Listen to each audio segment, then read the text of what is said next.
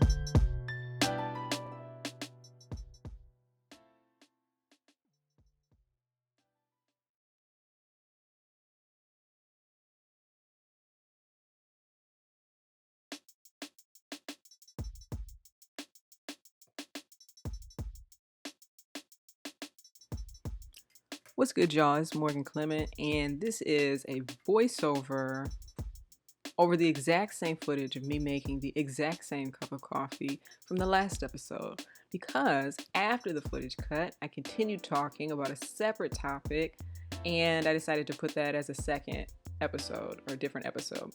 And so I'm using this as B-roll now over me introducing this second topic.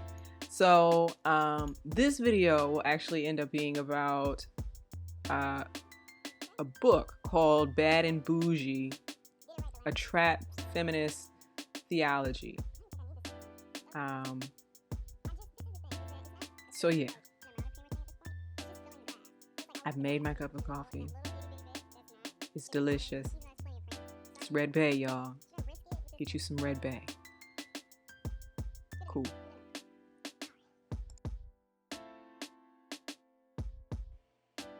All right. So this is video 2. And for you, it's been maybe a day or whatever. For me, it's been 30 seconds. And today, I wanted to talk about, I don't even know that, see, now that I've broken this into 2 videos, I don't even know that I'm going to have enough time to talk about, or if I'm going to have enough to say about this second topic. We'll see. So, basically, a white woman named Jennifer Buck released a book called Bad and Boujee, Toward a Trap Feminism, with a black woman with an afro on the front. And it sent the internet into a tailspin. So I just casually noticed the tweets. People were tweeting about how there was a white, like they showed the cover of it, which was a black woman with an afro. And then over her afro, they laid some text that said Bad and Boujee. And they were like, this is written by a white woman. And of course, everybody's like, what? Like, excuse me? And so come to find out that there's this white woman who wrote like a nonfiction, like a book about trap feminism. Because evidently she felt qualified to do that. I have no, so I'm going to read somebody posted the first page of it or whatever.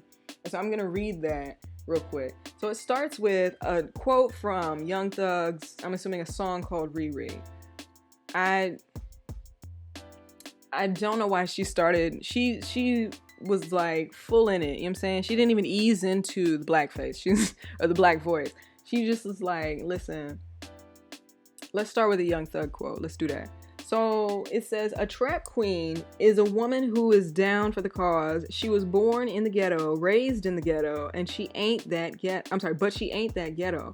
Trap music speaks to the subsection of urban life. Its musical identity is inexplicably linked to its sense of place. With heavy emphasis on synthesizers, keyboards, and auto-tune, trap music creates a gritty, harsh sound that parallels its realistic lyrical content.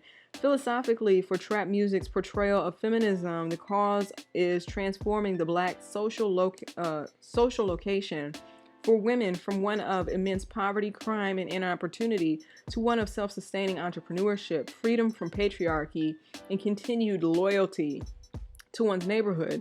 Trap queens are street smart and book smart, resilient, respectful, and resourceful women with a strong sense of confidence in their skills and in their community. The trap queen demands respect as she runs a business, provides for her family, and educates her community. She understands how to operate within this context and is not a misandrist. She pays respect to the men worthy of respect within her community, but always maintains her autonomy. In trap life, females are partners. Running aspects of the business as much as men, and the trap queen's abilities compel men in the community to use their privilege to make room for their queens in leadership. The trap queen is a quote-unquote bad, wait a minute, and this language moves beyond the physical aesthetic to a woman who resists power relations that would keep her oppressed. To quote Alice Walker, the trap queen has taken seriously the advice to, quote, love themselves regardless. Trap queen has come to serve as a synonym for street smart female in any context, but for our work here, the context will be limited to a black urban female who makes and distributes illegal drugs, often behind a shell business. She is confident, sexually liberated, driven, and deeply committed to the thriving of herself, her family, and her community. This image actively counters the social restrictions society has placed on black women and what can be deemed as... We don't have a second page. We don't have a second page. Hold on a second. I'm gonna leave it there, actually. I was getting ready to go look for a second page, but then I'm like, Do I really want to spend this entire video reading? Y'all, I just, listen. So since it has been revealed that this woman wrote this book, a whole bunch of people tried to give her negative reviews on Amazon, because that's something that we do these days. But also, her publisher pulled it. So let me go on and read the article too. I guess the publisher is called Whip and Stock. I apologize in advance for the weird way that I'm getting ready to pronounce this, because Whip is an odd name, if it is a name, or I'd have to imagine it's a name. It's got to be a name. So yesterday, on April 14th, 2022, it says Whip and Stock publishers. Well, let me read the title. Whip and Stock to pull, quote, Bad and Boujee from publication and distribution. This is an article by Mitchell Antisio. And it says, Whip and Stock publishers confirmed today that it has initiated the removal and ceased distribution of Jennifer M. Buck's book, Bad and Boujee, Toward a Trap Feminist Theology, after days of criticism directed at the book. In an April 14th email to Sojourners, Jim Tedrick, Whip and Stock's director of publications, said they had initiated the removal of the book from publication and distribution and would be releasing a statement later that day. Cascade, an imprint of Whip and Stock, originally published Bad and Boujee on February 22nd. The book, according to its back cover description, quote, engages with the overlap of Black experience, hip-hop music, ethics, and feminism to focus on a subsection known as trap feminism and construct a trap feminist theology. Buck, who is white, has been presenting on trap feminist theology since 2017, according to her curriculum vitae. She is currently a professor and program director at Azusa Pacific University in the Department of Practical Theology. Buck did not immediately respond to Sojourner's request for comment. On April 11th, Jo Luehmann, I think is how you pronounce her name, a popular Christian writer and podcaster, criticized Bad and Boujee on her Instagram account after asking Buck how she was qualified to write a book about the experience of Black women. Luehmann's comments were deleted, she told Sojourners, and Buck messaged her privately in an effort to discuss the question. Luehmann has shared screenshots of the interaction on her Instagram account. Buck, according to the screenshots, said she did her research, quote, directly interviewing women running trap with a research team of primarily Black women. Trap is a reference to trap music, which was pioneered by Black hip-hop artists in the South in the 1990s. Bad and Boujee is a reference to the Migos and Lil Uzi Vert's song of the same name. On April 13th and 14th, several people on Twitter criticized the book, prompted by Luehmann's Instagram account. Many Black women, authors, academics, and theologians shared their perspective. Some said that Buck, as a white woman, did not have the ability to write a theology that comes from Black women's experience, and others have criticized the book's content and aim, particularly Buck presenting her book as building an ethic already built by Black women over decades. People also made criticisms about racism and appropriation in publishing and academia. Trap feminism is a term coined by entertainment journalist and author Sesali. At least as early as 2014, Bowen shared on Twitter her interactions with Buck in screenshots. Buck, according to screenshots, said she footnoted Bowen's work after a research assistant came across it. Which I just think I just want to point out, that's insane. So, Sesali Bowen coined the term, and she was footnoted in the book only after a research assistant. So she created technically this entire field of study after a research assistant came across it. So the author herself didn't know that this existed, or Anyway, in response to the news that Whip and Stock could be ceasing publishing and distribution, theologian Candace Marie Benbow told Sojourner, while it does not erase the harm done, I hope Whip and Stock will use this as an opportunity to familiarize themselves with and amplify the many Black feminist and womanist scholars and practitioners who engage in work grounded in their lived experience that truly highlights and heals Black women. Many people on social media raised concerns about the status of Amazon reviews of the book, with one user pointing out that Amazon appeared to be suspending reviews and ratings. At the time the article was published, the book had a single 1-star rating and no reviews. Authors and publishers do not control Amazon reviews, though people can report reviews for abuse.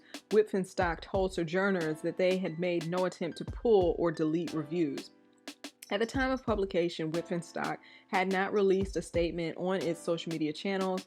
And then there's an update from today that says on April 15th, Whitfenstock issued a formal statement writing that they, quote, quickly realized that critics of the book and critics of Whitfenstock for publishing it have serious and valid criticisms, and that they would continue to consider tangible ways to repair the harm and to make the changes necessary to avoid making the same mistakes.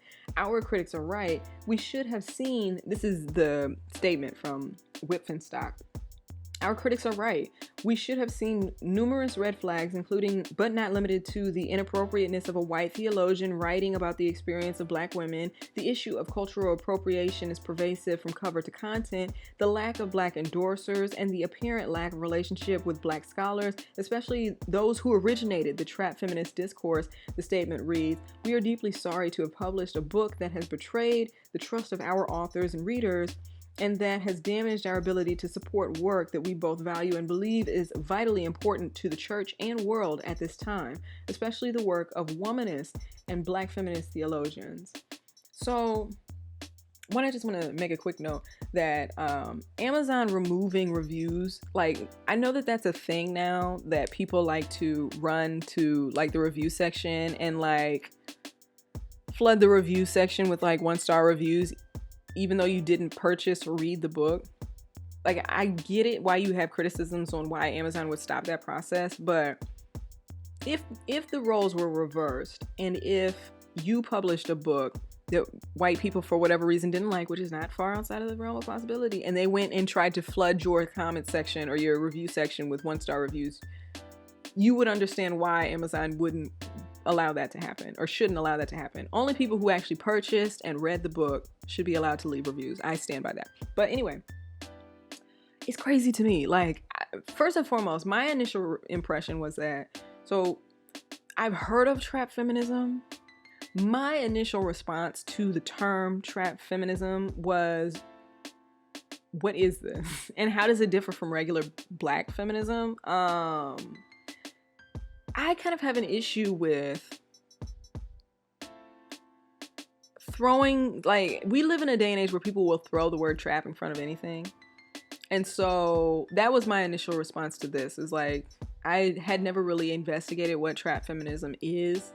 But from just the term itself, it kind of felt like people just throwing the word trap on stuff. And I'm like, why? But since this whole situation has taken place, I went to go investigate what trap feminism actually is, because I didn't want to be ill-informed. So Sesali Bowen has actually been talking about this for years now, and she actually has a book. And so quickly I will read from an article that's from 2017 that is titled, it's on Yahoo. It's titled, "So What is Trap Feminism?" Sesali Bowen explains. I'm going to jump down, and it says, "What is trap feminism, you ask? Well, as Bowen explains to Refinery 29's co-founder and global editor-in-chief Christine Barberich, I think is how you say her name, on this week's Unstyled podcast, it's her unique feminist sensibility that includes what she calls a messy feminism, a mindset that goes beyond hip-hop feminism, a theory started by Joan Morgan. It's gritty hood culture that specifically came from listening to trap music. Hip-hop and trap music is always critiqued for being anti-feminist," she explains. "But there is agency for women there. You just know how to look for it. I think you just need to know how to look for it." And she's right. A self-proclaimed hood girl, Bowen hails from Chicago, Illinois, which lent her an upbringing that she uses in conjunction with her master's degree to look at aspects within the hip-hop and feminist realms in a different way. Take going to the strip club to make it rain. She says, quote, "I think that's a classic cliche critique of something like that. that this person only sees women as sexual objects that they get to go and see and view in a sexual way and throw money at, and that's that. But what does that say about women who choose to partake in that particular realm of sex work? Amen. Essentially what I got from that very short explanation, I'm gonna have to go and listen to maybe one of these podcasts at some point, if I find that I care. I believe that trap feminism, as with everything with Black culture, I don't see anything wrong with, now that I've read what it is about, I don't see anything wrong with that being part of the umbrella term of like Black feminism.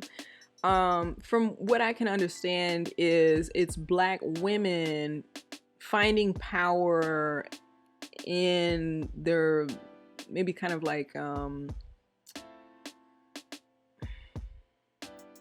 in positions of struggle, I guess, maybe. Like you grew up in the hood and maybe you don't have traditional means or traditional ways of making ends meet or making money or those kinds of things. How can you find power as a woman within those things? Which, that is valid, you know what I'm saying? We are going through like a sex worker revolution kind of a thing right now. We're going through a lot of different kind of thought shifts right now, or cultural shifts when it comes to things right now. Gender, sexuality, sex work, those kinds of things. People who traditionally have kind of been on the margins. And admittedly, there's been a very violent response to all of these things, which is a bit terrifying. But it's interesting to see how the conversation, I'm interested in seeing how the conversation is pushed forward, because there are women who are like really, you know what I'm saying, changing the game through sex work. And we need, I think that traditionally we've kind of demeaned women who partake in sex work, but viewing it from the perspective of like, I don't know. I do believe it's a tricky situation that probably requires a little bit more nuance that I'm able to give to it, but I am in favor of treating sex workers like they're people and not sex objects. You know what I'm saying? And certainly not demeaning people for partaking in or participating in sex work. You got to do it how you can. You know what I'm saying? In this day and age, get it how you can. But what does this have to do with the white woman? I don't know. I don't know what this has to do with the white woman. So they pulled her book. So the first thing that I thought about with this, like this is a great example of publishers responding to Black people being outraged about a white person offering their opinions or thoughts on things that have absolutely nothing to do with them. But this is a prevalent issue that often goes unaddressed and is actually quite scary to me.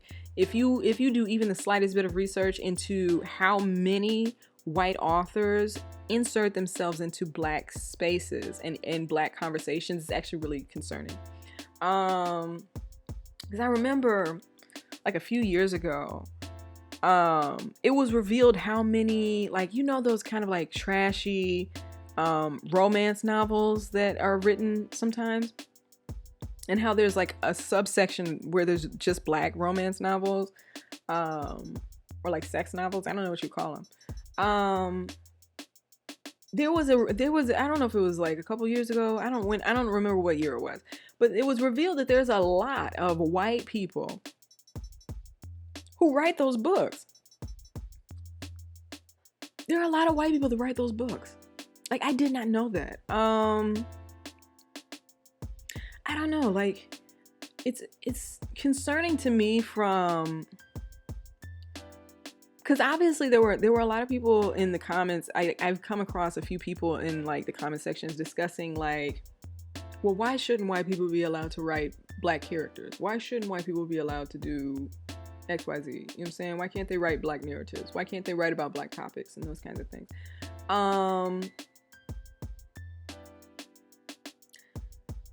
I have a problem. Like, here's the thing. I think that it has a greater thing to do. For me, it has a greater message around the notion of colonization and what it means to be in a white supremacist world. Like, I feel like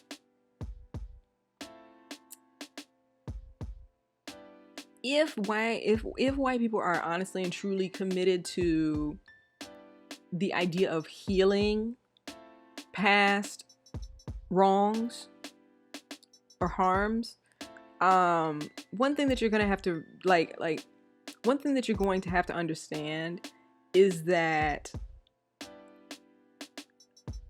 it's a building process. Just because, like, if we bring it down to the micro level, if I wrong somebody, if I do something wrong and I hurt their feelings, I can apologize to them, and then I can ask them, what can I do to make this right? That kind of a thing. Now, if that person tells me, if that person tells me what it is that they want me to do to make it right, I can go and do that thing to make it right. But sometimes that doesn't fully deal with the issue, right? So if I'm honestly and truly invested in healing this person from the harm that I've done to them, that means that I need to be able to sit there and hold space for them as they figure out what they need from me to heal.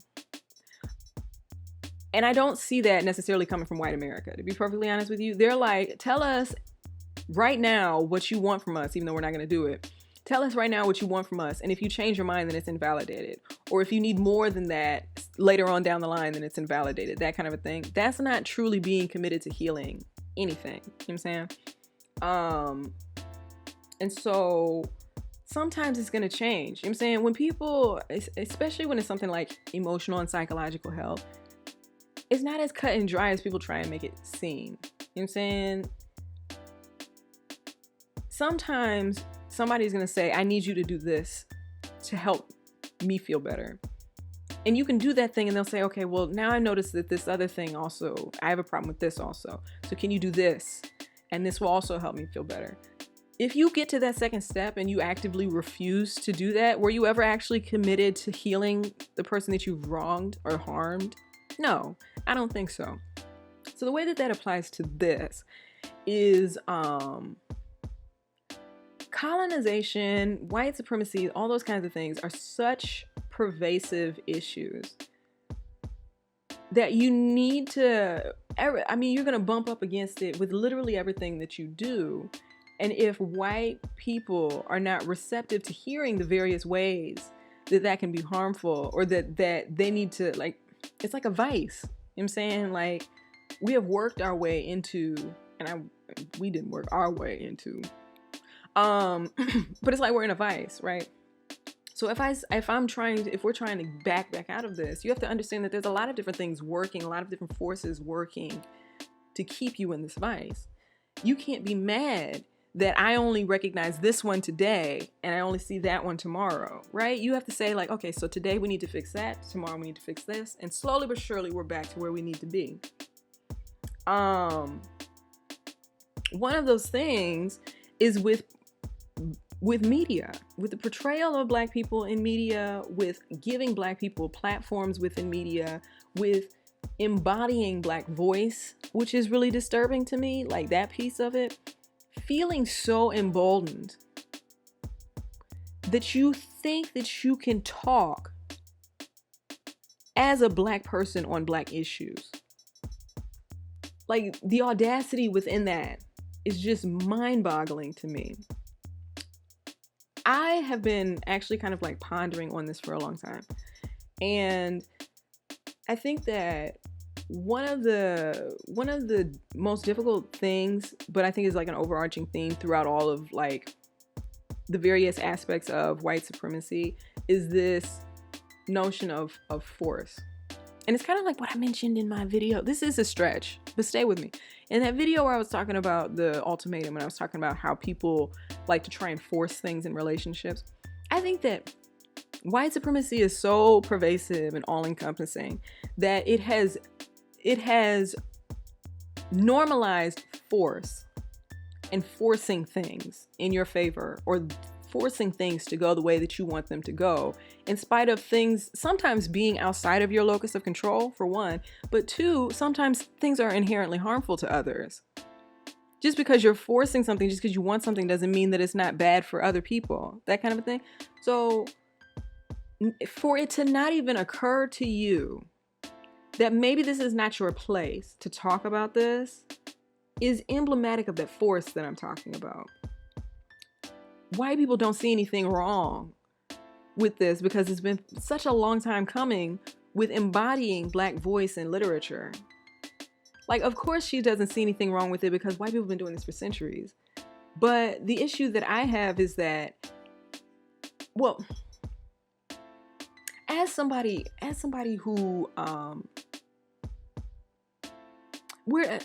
do I want to explain this? This has its roots in even just like Jim Crow era literature and those kinds of, like, if we're talking about A Birth of a Nation, for example, there have been portrayals of Black people that have been so deeply integrated into American culture that we think that they are actually parts of our culture. I mean, we're doing some work to undo all of that, you know what I'm saying? But there are certain behaviors that Black people embody now because of things that white people wrote in books 100 years ago. That's how harmful this can be.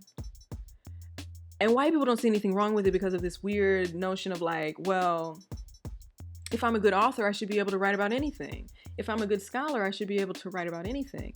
If you honestly and truly care about Black people and our struggle, then you would say, even though I feel qualified to do this, I know that a Black person would be better off in this position. They would be infinitely more qualified just on the basis of lived experience alone. You know what I'm saying? And so I just wanted to, real quick. So I Googled, because I know that this is a prevalent thing. I was actually trying to look for the examples of all of the white authors who were in the romance novel space, and I couldn't find it. But I Googled like white authors writing Black characters. And this thread came up on the Society of Children's Book Writers and Illustrators, which ironically, I think I'm kind of part of that society. I did a children's book back in 2018, and I've definitely worked with the SCBWI. I've definitely worked with them. I don't know if I'm technically part of the society, but just random information to put out there.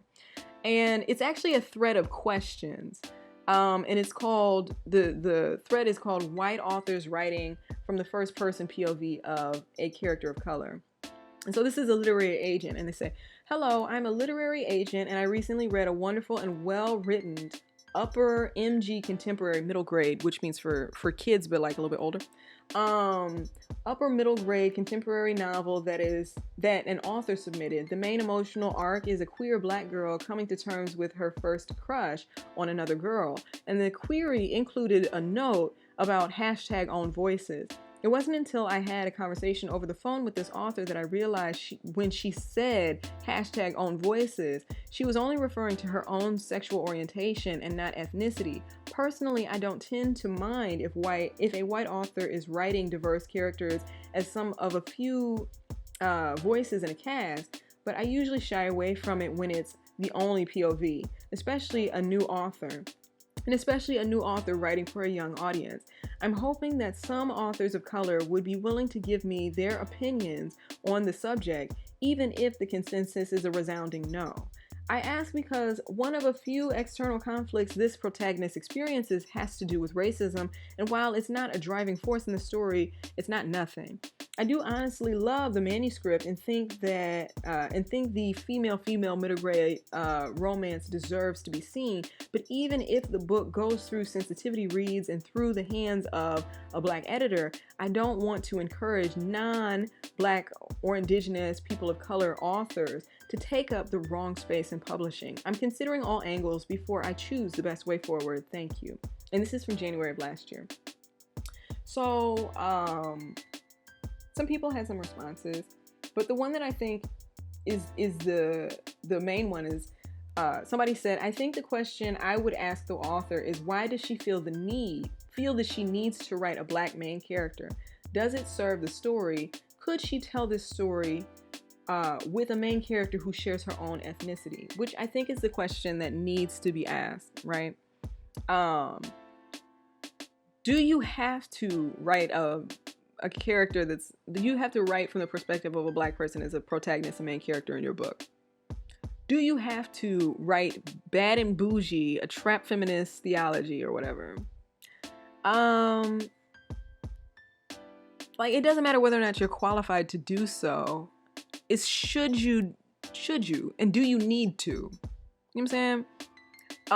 Which is a question I don't see very many people asking. I remember that there was this period in time. I think I mentioned it a few times. I went to Savannah College of Art and Design. And I studied animation. And I remember there was this particular, we had to do senior films. And I remember that there was this weird thing where all of the white people in my class wanted to do black women as their characters. It was very odd. It made me uncomfortable. Like, I knew that their heart was in the right place, but I was like, why are y'all doing this? And a lot of them had purple hair. It was very odd. Should you?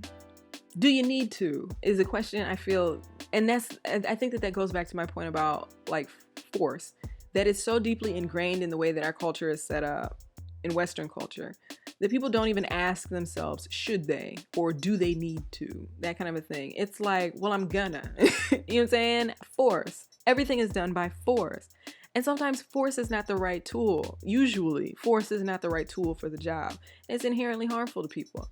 I don't know what gave her the audacity to write this. But for me, my thing is like, this is one of probably, I don't even know how many books with the exact same setup, where it's something that is supposed to be thesis for black people, that is about black people, that is supposed to be,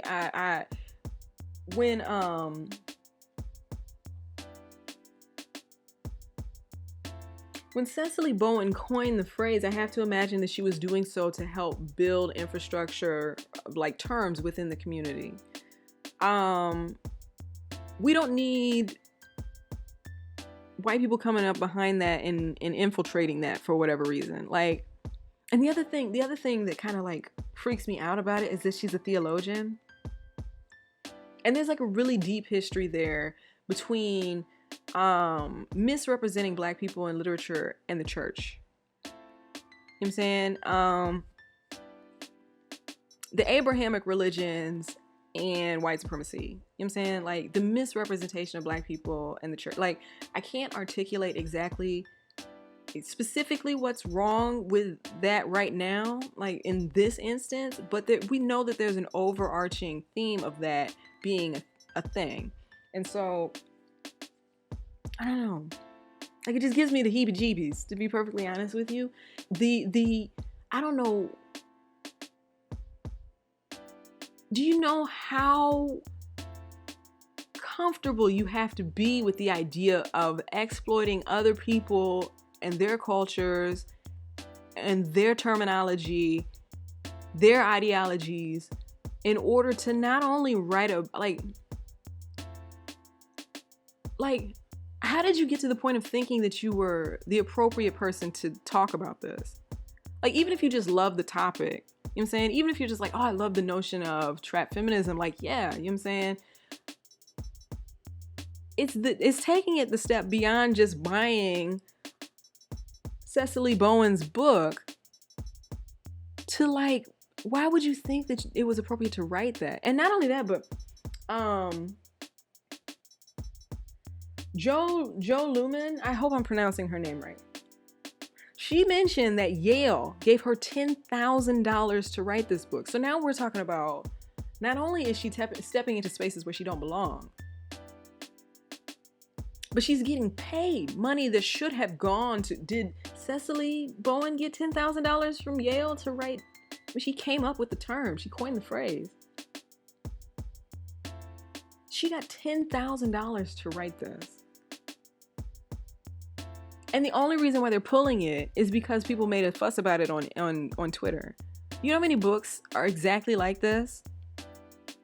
Like, it's to the point where as a Black person, if you're even slightly conscious of this as a thing, you have to constantly be aware of who's writing what, who's saying this, because you'll end up with, hold on a second. There's a concern on my part of misrepresenting history. We already have so precious little at our disposal as it stands. I just feel like there's a lack of understanding of what it means to be not only in control of another group of people, but to define who they are for them. And white people have not completely relinquished that yet. And so for them to not see anything wrong with stepping in and having a say in discourse about a topic that is about Black women, that was started by Black women, the phrase is coined by a Black woman, not only that, but getting paid by a major university, an Ivy League school, to talk about this. It's just the level of audacity is just astronomical.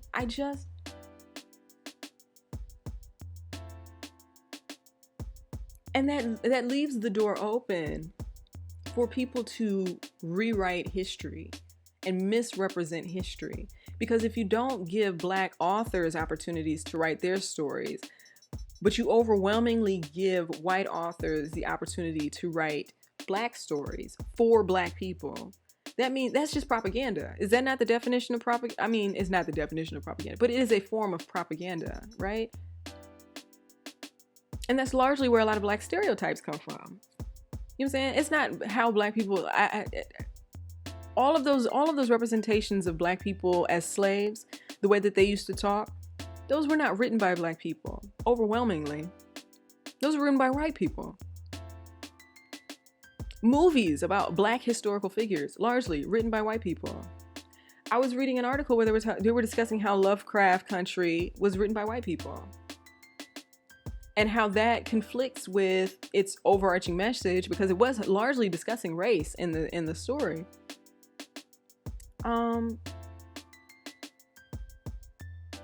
It's just dangerous. It's intellectually dangerous is how I would like to describe it.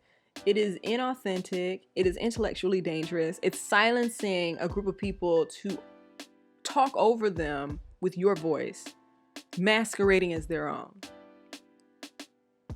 So I just wanted to talk about that. I'm sorry. I don't know if that's like a full... Oh yeah, it looks like it's... Okay. Yeah, I just wanted to touch on that, because that was like... I can't emphasize enough how creepy that is to me. That you could be reading a book thinking that it was written by a Black person and it's written by a white person and they put a Black face on the front of it. Or that you could be watching a movie about Black people, about Black historical figures even, real people who actually existed, and it's white people filling in all of the text for what they're saying and controlling which scenes are in the movie and controlling, you know what I'm saying, which shots are there, you know what I'm saying? How do you get an accurate representation of who you are as a people if every single attempt that you make to define your own terms is co-opted or silenced, and that people are actively praised and given, I mean, obscene amounts of money? I mean, $10,000 is not insane for a book, but, you know what I'm saying, given money to misrepresent you. I don't know, man. I'll leave it right there. So if you've made it to the end of this video, thank you so much for watching. I really appreciate it. This is the exact same coffee from the last episode, yo. Ain't that foul? But yeah, thank you for watching the video. I really appreciate it. If you could like the video, subscribe to the channel, share the video, comment under the video, I would really appreciate that. And until I see you next time, be good.